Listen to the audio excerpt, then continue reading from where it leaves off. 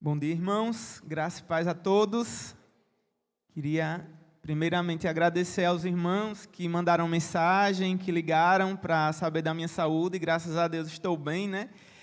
Isabel ficou doente numa semana, na outra eu comecei a manifestar os mesmos sintomas que ela tinha tido, né? E acabei ficando também com uns dois diazinhos de febre, né? Para lembrar como a gente tem que agradecer pela saúde que Deus tem nos dado.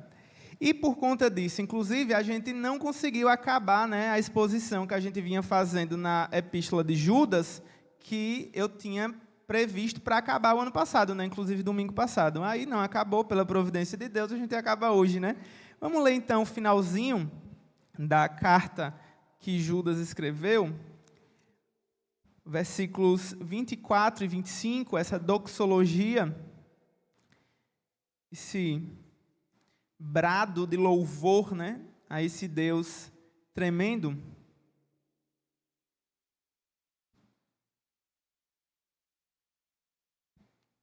Vamos tentar ler juntos, irmãos. Aí pela projeção, né, que todo mundo fica na mesma versão, embora eu acho que a maioria também esteja usando a Nova Almeida atualizada, né? 2 versículos apenas, então vamos fazer a leitura em uníssono. Diz assim, então, a palavra do Senhor, Judas 24, 25.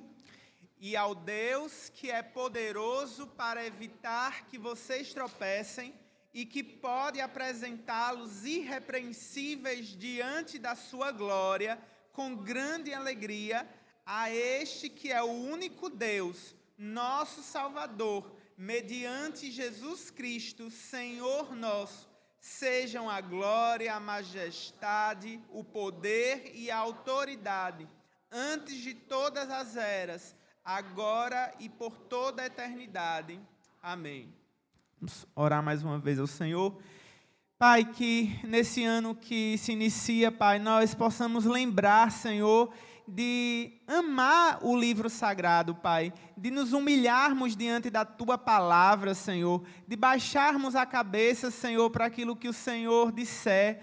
Oh Deus, nos livra, Senhor, da rebeldia, Senhor, de ler a Tua palavra, Senhor, e tentar interpretá-la de alguma forma, Senhor, que nos desobrigue a fazer aquilo que tão claramente ela nos diz que é a Tua vontade, Pai. Nos livra disso, Pai. Nos livra do auto-engano, Pai, de lermos a Tua palavra, Senhor, sempre pensando em Cicrano ou Beltrano, Pai. Nos ensina a ler a Tua palavra, Senhor, e a olhar em que ela se aplica à minha vida, Pai, como ela tem falado aos nossos corações, Pai. Que esse ano, Pai, cada um de nós, Pai, esteja empenhado, Pai, esteja, Pai, determinado a ler e meditar na Tua palavra da mesma forma que a gente se empenha em meditar nos nossos problemas, Senhor. Quantas vezes é tão mais fácil para a gente ficar remoendo problemas, mágoas, tristezas, Senhor, mas como é difícil para a gente ficar remoendo a Tua palavra, Senhor. Ah, Deus, nos ajuda a inverter isso, Pai, que nesse ano, Pai, a Tua palavra possa nos acompanhar, Deus, possa fazer, Pai, com que a nossa vida fique mais santa diante do Senhor, seja lavada, Deus, por esse rio de águas vivas que flui da Tua santa palavra. Nos ajuda, Senhor, nesse ano, é o que nós oramos, em nome de Jesus. Amém.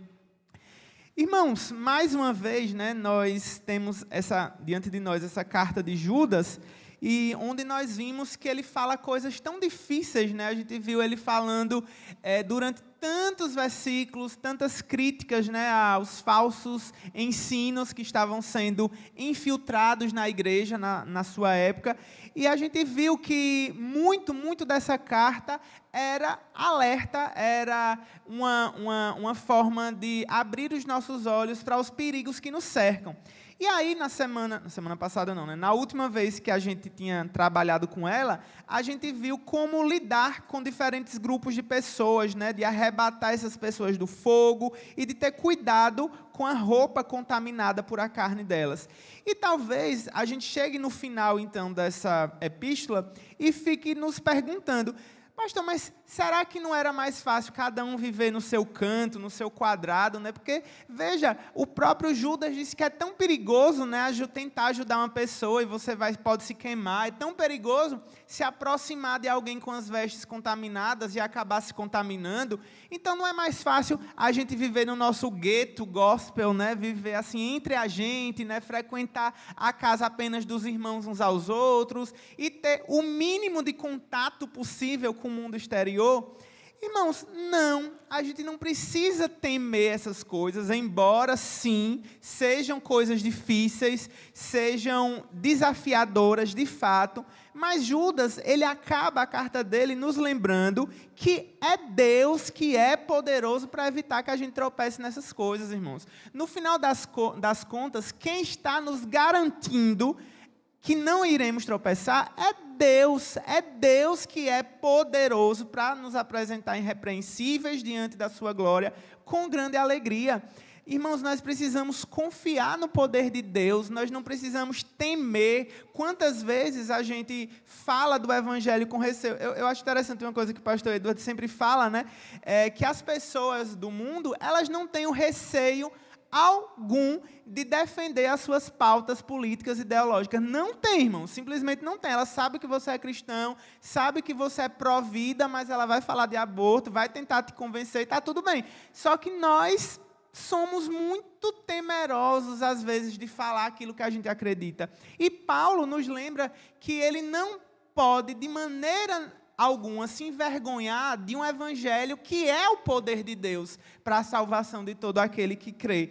E o próprio Paulo, né, em outras oportunidades, em Romanos também, mas no final do livro, no capítulo 16, ele também louva o poder do Senhor. Ele atribui glória àquele que é poderoso para vos confirmar segundo o meu evangelho.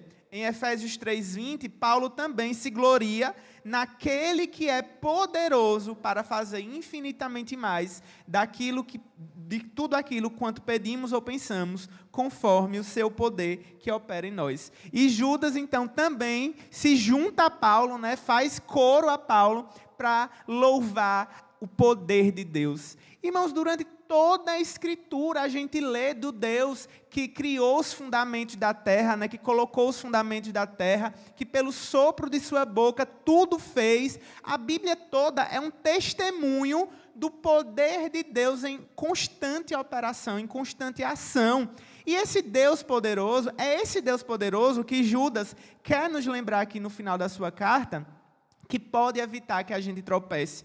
É esse um dos fundamentos também pelo qual a gente acredita na perseverança dos santos, né? Embora esse nome talvez dê a ideia de que a gente persevere, mas a gente persevera porque Deus é poderoso para evitar que a gente tropece, né? É uma coisa e outra, irmãos. Claro que nós temos que nos aproximar do Senhor, claro que nós temos a nossa responsabilidade, e a Bíblia não isenta nenhum de nós dessa responsabilidade, de usar os meios de graça, de orar, de ler a Bíblia, de congregar, de estar com os irmãos, de participar dos sacramentos. A Bíblia diz que isso é a nossa responsabilidade.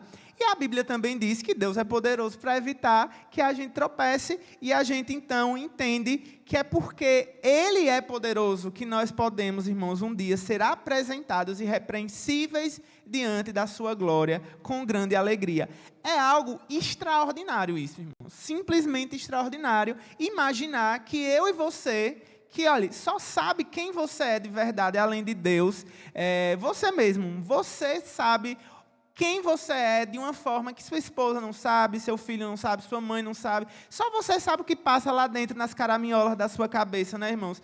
E você imaginar que essa pessoa que só você conhece tão bem assim, pode um dia estar diante da glória de Deus e Deus olhar para você e dizer bem assim: Solange, irrepreensível. Maria, irrepreensível. Não é impressionante, irmãos? Não é algo digno da gente ficar completamente assim, embasbacado, ficar assim, de cara, né? Como a gente diria hoje, né? Para usar uma linguagem aí mais jovem. E é por isso que que Judas fala que nesse dia vai ser um dia onde nós vamos exultar com grande alegria. Deus é poderoso para nos dar alegria, irmãos, por causa do que Cristo fez ali na cruz do Calvário, por causa do que Ele viveu uma vida perfeita. Porque Ele viveu uma vida perfeita, Ele vai nos colocar e vai imputar a sua justiça em nós, vai carimbar a justiça de Cristo em nós, e nós iremos ser apresentados irrepreensíveis diante da sua glória. Eu esqueci de comentar sobre a estrutura antes, né? Mas só para relembrar, eu sempre disse que Judas trabalha com essa questão do padrão de 3, né? Aqui também ele acaba a sua doxologia, inclusive, com esse padrão de 3. Quando ele fala, vai louvar a Deus, e ele vai falar que Deus é poderoso, que Deus é o único Senhor e que Ele é o nosso Salvador. E depois ele vai dar glória, majestade, poder e autoridade. Antes, agora e por toda a eternidade. Ele acaba mais uma vez com esse padrão. E talvez a gente pense que esse padrão, pastor, isso é uma curiosidade. Mas é uma curiosidade que eu olho assim, para esse tipo de padrão na Escritura e penso, irmãos, como o Espírito Santo, né, sopra sobre esses homens de Deus, né, inspira esses homens de Deus a escreverem, de uma forma que eles param para fazer isso de uma forma bonita, de uma forma bela, a beleza na forma que a palavra de Deus ela é escrita, né? O pastor lembrou aqui durante a leitura dos Salmos, paralelismos, né? A forma como aqueles que Deus inspirou para escrever a sua palavra, eles fazem isso com tanto esmero, né? Eles fazem isso com tanta beleza para louvar o nome do Senhor. Então, esse Deus que é poderoso, Ele também é único, irmãos. Não há outro como Ele. Não há, simplesmente não há. Ele ser único Deus é algo que distinguia a religião cristã, judaica, na época do Antigo Testamento, de todas as outras religiões, né? O cristianismo ser essa religião intolerante, né, por conta de tolerar apenas um Deus como seu objeto de adoração, sempre foi a causa de muitos e muitos problemas para o povo de Deus. O que não deve nos fazer temer, porque esse Deus que é único, Ele é poderoso para nos guardar de todos esses problemas que acaba advindo sobre nós quando a gente proclama a sua unicidade, né?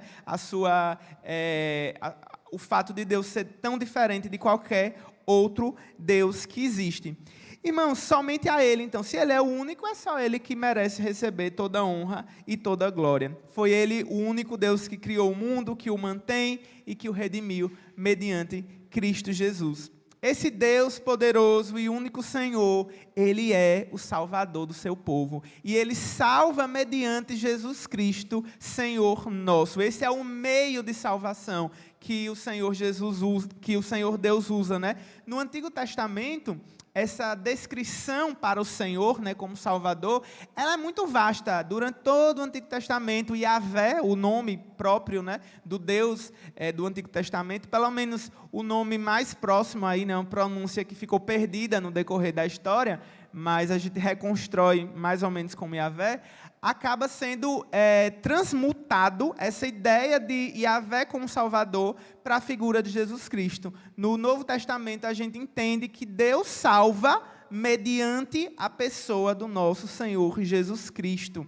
Cristo, agora, no Novo, Ele é chamado de Salvador mais vezes do que o Pai. É mediante Ele que nós podemos ser salvos. Irmãos, é porque Ele olha para essa situação, né? Ele olha para esse Deus poderoso, para esse Deus Salvador, para esse Deus Senhor nosso, que Ele acaba a carta dele explodindo em louvor, né? É esse o significado da palavra doxologia, né? Essa glória, dar glória a esse Deus tão majestoso. E por isso ele fala, seja a esse Deus poderoso, único e salvador, glória, majestade, poder e autoridade.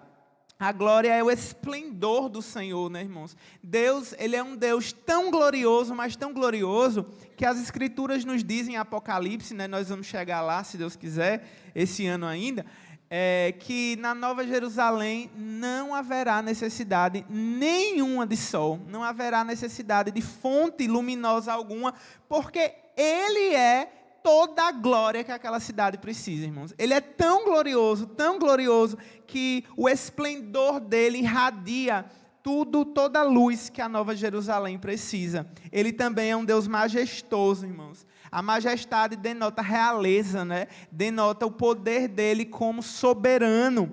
E ele também tem autoridade, ele tem controle sobre tudo que é dele. E poder, capacidade para fazer qualquer coisa que ele quiser. Absolutamente qualquer coisa, irmãos. Ele pode abrir o mar, ele pode parar o sol, ele pode fazer chover comida do céu, ele pode fazer exclusivamente qualquer coisa, irmãos. Ele tem poder. E sabe o que foi que ele escolheu fazer? Como ele escolheu usar o poder dele para nos salvar? Através da encarnação da segunda pessoa da Trindade, o Senhor se esvazia da sua glória. É impressionante, irmãos. Toda a história da vida de Cristo, né, no primeiro advento, mostra um Deus poderoso que se esvazia, um Deus poderoso que abre mão da sua glória, para que no final nós possamos ser apresentados irrepreensíveis diante da sua glória. Isso é algo impressionante e não poderia ser de outra forma, né, que Judas acabaria essa carta, senão louvando a majestade desse Deus que é cristalizada na pessoa do Senhor Jesus Cristo. Em Cristo, irmãos, Deus está pronto para satisfazer as nossas necessidades. E eu sei que essa é uma frase que talvez a gente ouve assim e tem, né, um aromazinho de teologia da prosperidade, mas não é não. Deus ele pode satisfazer as nossas necessidades, sim. O problema é o que a gente julga como necessidade. O problema não está em Deus satisfazer as nossas necessidades. Está no nosso erro em entender o que é de fato uma necessidade, né? Muitas vezes aquilo que a gente quer, aquilo que a gente entende que é uma necessidade, não é. Porque se fosse, Deus iria suprir. É isso que Ele nos diz na sua palavra, né? Que Ele é o nosso bom pastor. E a Ele um dia, irmãos, nós vamos estar diante dEle, diante da sua glória, diante da sua majestade. Vamos ter que prestar contas a Ele, é verdade, mas Ele nos absolverá. O nosso advogado fiel vai estar lá intercedendo por nós, intercedendo assim, de uma forma que você não sabe não, viu, Lucas? Esse advogado aí que qualquer pessoa gostaria de ter. E a Ele, esse Deus tremendo, é que Judas acaba dizendo amém. Uma atribuição, uma palavra, né, que denota confiança naquilo que ele acabou de dizer. Ele confia naquilo que ele fala. Ele confia nesse Deus poderoso que pode levar ele até o trono da graça. Esse Deus que pode todas as coisas, ele pode também nos salvar. Irmão, se nesse ano talvez você tiver um pouco, né, desanimado, tiver um pouco cabisbaixo, assim, meio morocochô, né? Olhe para Ele, olhe para o poder dEle, sabe? Olhe para o Deus que é poderoso para fazer infinitamente mais. Lembre de que Paulo aprendeu que era justamente quando ele estava fraco, era que ele era forte, porque era a força de Deus que se manifestava nele, era o poder dEle que se aperfeiçoava na fraqueza de Paulo. Então, que o Senhor Jesus possa demonstrar o poder dele através das suas fraquezas. Então, assim como Paulo, irmãos, em vez de ficar reclamando, murmurando, porque não é forte o suficiente para isso ou para aquilo, diga, Senhor, obrigado porque eu sou fraco, porque na minha fraqueza eu posso experimentar o poder do Senhor de uma forma ainda mais espetacular, ainda mais poderosa. Que o Senhor Jesus possa nos abençoar nesse ano. Vamos orar mais uma vez? Feche seus olhos.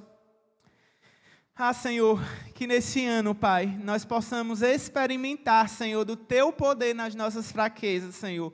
Revela-nos, Senhor, mais do Senhor, Pai. Ó Deus, que nós possamos andar mais próximos do Senhor, andar mais grudados com o Senhor, Pai. Tenhamos mais comunhão contigo, Senhor, para percebermos, Senhor, que tudo que a gente precisa é do Senhor, Pai. A gente não precisa de mais dinheiro, Pai. A gente não precisa de mais saúde, Senhor. Isso tudo é bom, Pai, mas o que a gente mais precisa é do Senhor, Pai. O que a gente mais precisa, Pai, é entender o que Paulo entendeu, que quando ele era forte, quando ele era fraco, é aí que ele era forte.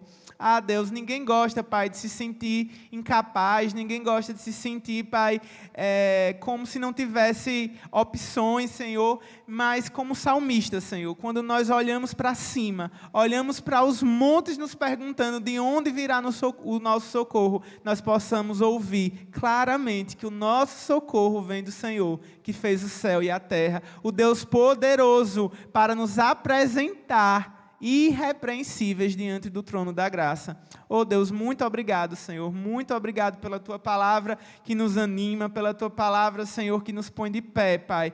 Ajuda-nos, Senhor, como eu disse antes, Pai, a nesse ano, Pai, nos submetermos a ela, Pai, e experimentarmos, Senhor, um ano de comunhão íntima, um ano de mais intimidade com o Senhor. É em Teu nome que nós oramos e Te agradecemos. Amém.